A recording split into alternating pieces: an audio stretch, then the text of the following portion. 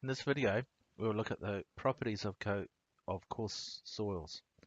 Coarse soils are known as granular soils, non-cohesive soils, or cohesionless soils.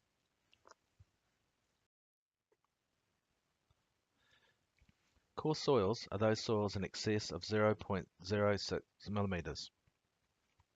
0.06 millimeters, or to put it another way, 60 micrometers, is the limit of human vision. If you can see the soil's particles, and the soil particles do not clump together like a clay, then the soil is likely to be a coarse soil. You may be able to see some soil particles, but the soil still clumps together like a clay, in which case it would be a clay or a silt. So sometimes the soil is a mix of coarse and fine particles, and then it just depends on whether it clumps together or not, as to whether it's a coarse or a fine soil. Fine soils will clump together. The coarse soils we mainly deal with are gravels and sands, or more often a mixture of gravels and sands, or sometimes gravels and sands with a bit of silt or clay in them. Gravels and sands are divided into coarse, medium, and fine sizes, as shown in the slide. So a coarse gravel particle ranges in size from 20 millimeters to 60 millimeters, so from 20 to 60, while a medium sand ranges from 0.2 to 0.6 millimeters. Coarse soils have no cohesion, so the strength is derived solely from the contact between soil particles.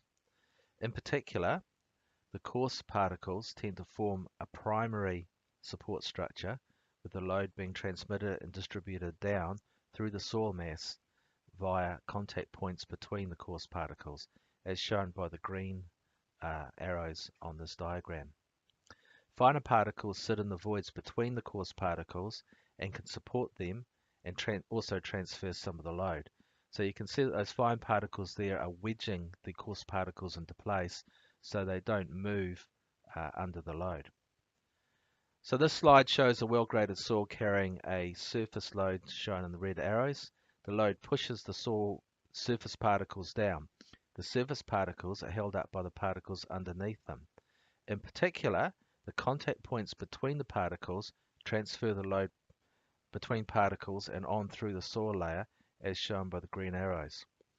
Note that the load spreads out, with the load on the top particle being carried by several particles in the layer below it. These particles spread the load over more particles below them, and so on down through the soil mass. So the load is distributed through the depth of the layer, with the particles in the lower levels of the soil carrying less of the load because the load is spread over a larger area. The grading of soil has a large impact on the bearing capacity of the soils. If present, gravel-sized particles can form a strong primary load-carrying structure. The actual strength of the soil depends on how well these gravel particles are locked into the soil mass.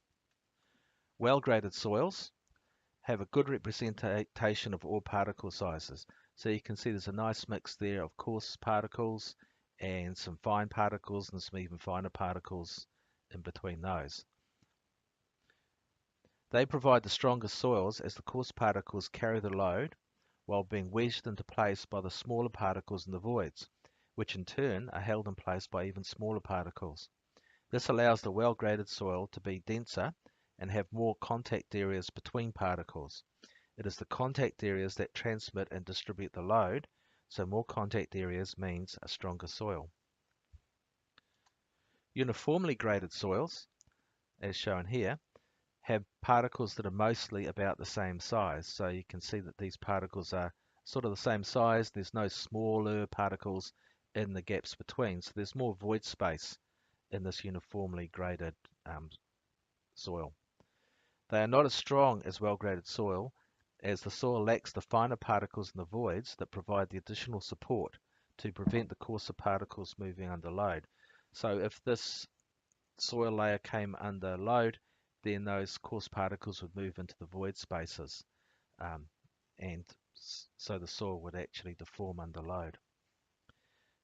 Gap-graded soils are like well-graded soils, except there is an intermediate size missing or underrepresented.